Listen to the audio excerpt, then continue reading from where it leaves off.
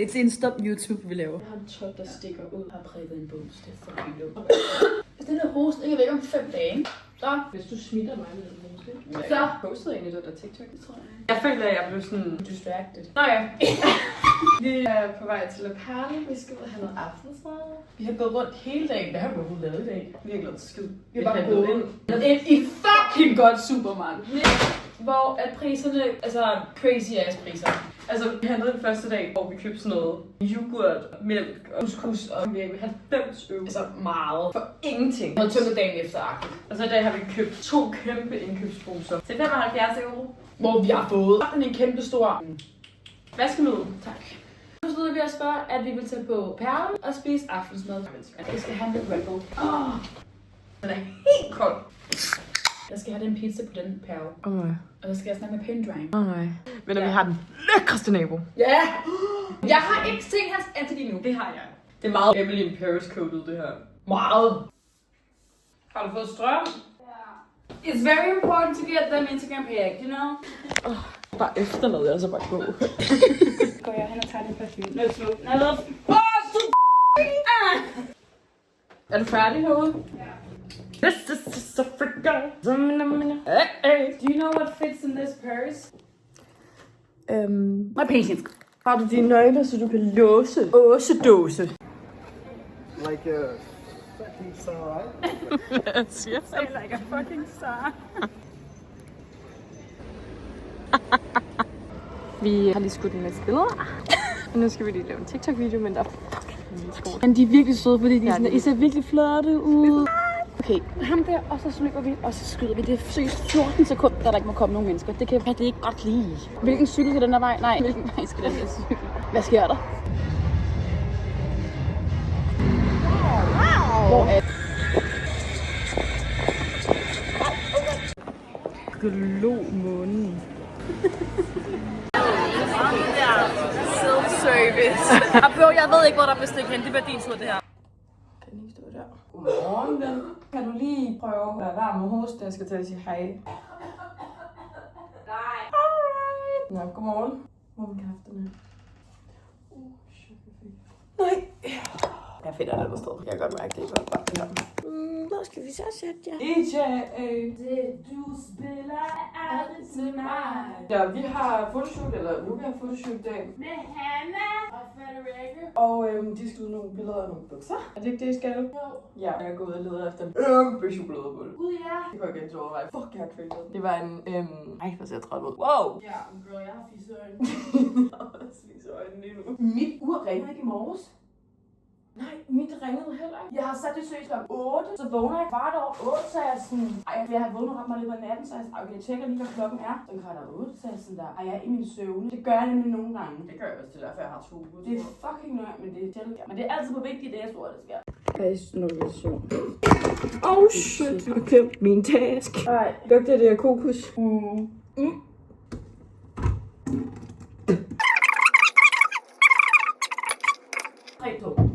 Go! Hey! Jeg ved bare, hvor jeg nåede. Det er meget fedt, jeg kan sige til dig sådan her, og så vidt ordet er sådan. Ja. Fordi jeg har 0 stedfornemmelse. Stedsans. Hold da kæft, Gitte. Du laver bare din egen ordbog. Ej, jeg har Hey! Vores DJ-ven kom hjem. Jeg vågnede i nat klokken 4:30 af, at vores nabo han kommer hjem. Og det må jeg jo så sige, at fordi vi tror, han er DJ. Fordi han spiller fucking mange sådan DJ-sets. Jeg ved ikke, det er god. Gjorde vi det? Ja, det tror jeg. Jeg ved det ikke. Nu får vi den igen. Bekræfter os lidt i vores teori om, at han er DJ. Så ledes også på jorden. Ved os ikke i plastisk. Men fri os fra det onde. Til dit er ride og magten. Og æren i Og evighed. Evighed. Amen.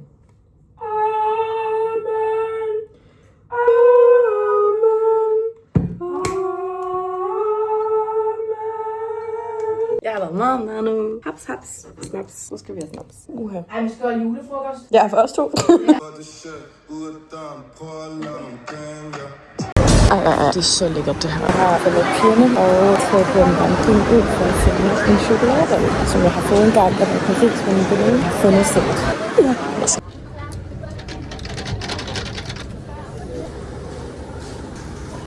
Okay, jeg er kommet hjem igen, og jeg glæder mig fucking meget til at smage dem her. Jeg ved faktisk ikke, om pigerne er kommet tilbage, men det får vi jo at se. I skal have et review. I står lidt skævt, det må jeg lige lave med. Hallo. Ej, men seriøst. Den er lige så god, som da jeg fik den første gang. Nu er vi på shoot med Hanna og Frederikke. And these are the pants.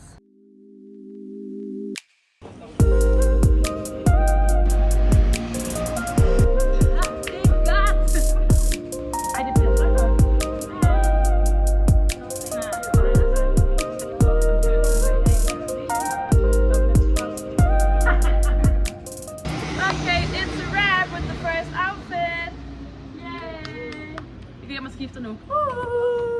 Vi har ude på second outfit. And the team is here. Shoot, rap, it's stuff. Jeg skal sove.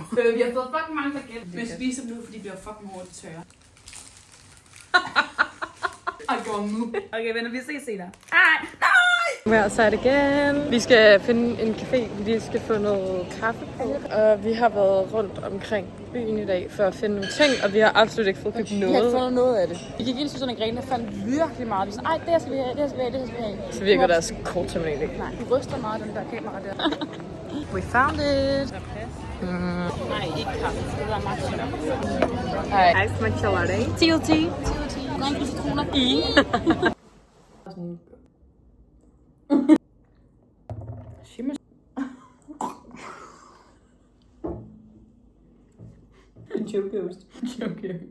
Jokeost. Når folk snakker fransk til os, så er vi bare sådan lidt selv. Det samme, når vi vil spørge folk om noget sådan. Hallo, hallo, jeg er sådan der, bang! Mor har altid kaldt mig trold. And if you could see me right now, you would not wonder why. Det er rigtigt. Hej, det er en vlog. Hej, skæve blog. Den er helt. Vi sidder på Sundance lige nu. Vi har spist pizza og buffalo fried chicken. Spidsen. Vi er kommet home. Vi er kommet hjem nu, og jeg kan gå i gang med at samle et skostativ. Vi har fået købt et skostativ, som skal stå måske bare så løjer. Fordi lige nu er vores skosituation det her. Hej alle mine veninder. Og venner og kærester og forældre. Nå, vi er på vej ned for at mødes med en pige, som har skrevet til os på Instagram. Vi glæder os fucking meget til at møde hende. Sygt spændende. See you. Nu går vi dernede ud og henter den stege. Det er fordi, at jeg kender en sød pige ved navn Luca, der har kommet til at hænge mit gardin ned. Eller hive det ned. Og det var hende der. Flotte pige. Rigtig god vinkel, vil jeg sige. Det er jo fordi, jeg kom til at hive den der. Kan nu? Nej. Satans. Ej, så skal vi have hjælp fra ham. Nå. Ej, jeg er ikke lidt højere end dig. Nej, det er du ikke. Nu går du ned. Jeg tror, jeg er lidt højere end dig. Nå, hvad siger vi til det? Ja. Ej, jeg er sindssyg! Ej, jeg er så god! Wow! Ej, jeg tror bare, jeg bliver gift med mig selv. I don't need no man, seriøst. Ja, jamen, det er fint. Ej, det er ret flot, når det hænger sådan der, hva'? Ja, godt til os. Fuck men, we don't need them.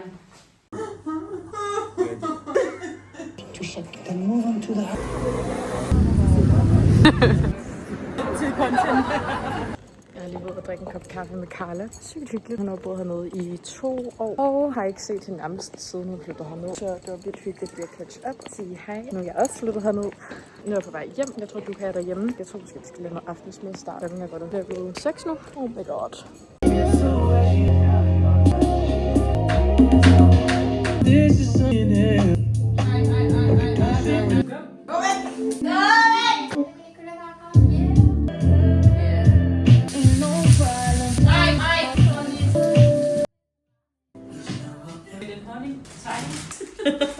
Og den lille bitte hvide Toblerone.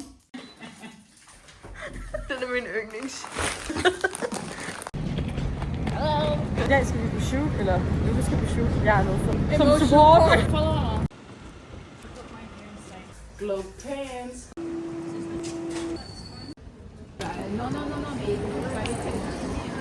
Nu har vi lavet American pancakes. Og det er så lækkert. Du tager billeder. Nå, jeg var sådan, hvad vil du se? Wow.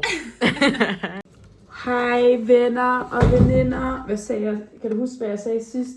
Vi har et klip, hvor vi siger, nå. Du siger bare hej til alle helt andre, tror jeg. Hej venner og veninder og kusiner og fædre og forældre og kærester og haters.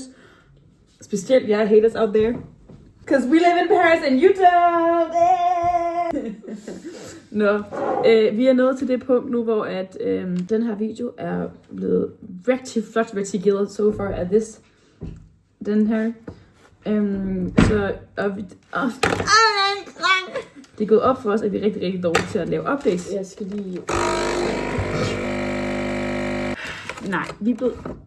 Hvad Laver til dig? Nå. Hvad laver du? Vi er rigtig dårlige til at lave updates i forhold til, Hvilken dag det er, hvad vi skal, hvad vi laver. Så vi hiver bare lidt den her fucking kamera frem, og så siger vi hej. Det gør vi ikke engang. Nej, det gør vi ikke Vi engang. bryder bare ud i lort. Ja. Så planen er så fremover, at det skal vi blive bedre til. Så lige nu laver vi en update. Alt det lort, jeg har set indtil videre, nyd det. Det er sådan, bare sådan, vi er 24/7-agtigt, og sådan, der kommer lige en dag om det hele. Det er bare sådan en warning til, hvad I kommer til at gå ind. Hvad I kommer til at gå ind til. I dag er det Hannas. Det er faktisk i morgen, det er det. Men hun har inviteret til, hun er så fucking sjov. Hun er inviteret til fødselsdag. Vi skal først ud og spise på en restaurant, der hedder Vecco, tror jeg. Så der skal vi ud og spise lækker italiensk mad. Og det er bare min livret. Og så skal vi på club. Vi skal på Django, som er sådan en Afrobeats klub. Så vi skal ud og tjekke Okay, ses. Okay, så elevatoren er ude af drift, så nu skal vi videre lidt gå op til 6. etage.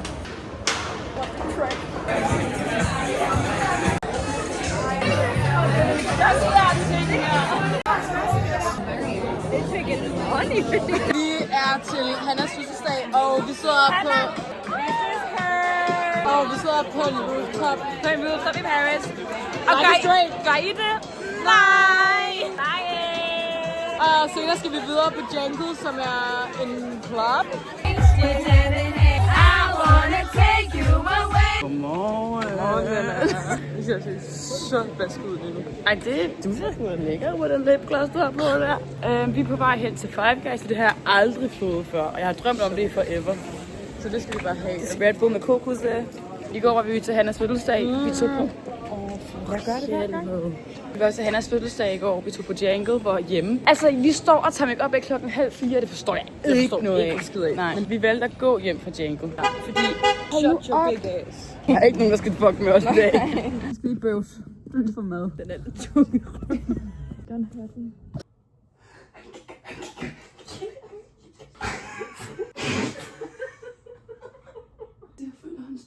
One eternity later. Hej, guys. Der er sket noget. Der er sket det, at vi glemte lige, at vi var blevet YouTuber i 3 måneder. Og men nu er det blevet... Det er blevet mørkt udenfor. December. Vi har boet i Paris snart 3 måneder. Men nu er vi back on track. Har vi aftalt. Så det... This is the proof. You got the proof. Så det, I har set, har været vores start Paris Life, som har været en masse random clips. Jeg ved ikke, hvorfor jeg snakker telefon. Hey! Masse random clips fra vores første tid. Og det har været fucking hyggeligt. Jeg kan stadig ikke snakke. Nej. Det har været virkelig hyggeligt at kigge. Det har været virkelig hyggeligt at kigge igennem. Nu kommer vi til at gå all in. Og vi kommer til at lave vlogs from our daily life in Paris. Det vil sige, det I har set har været starten på vores Paris life. Nu kommer vi til at gå all in og vise det ægte real life. Det kommer til at blive vlogs, der giver mening. Det kommer ikke til at være hurtige små clips. Det kommer til at være, vi måske filmer en dag eller 2, og så bum op med den video. Vi havde bare ikke lige nogen afslutning på den her video. Nej. But for now, I enjoy det, I lige har set. hej. Bisous. Ja.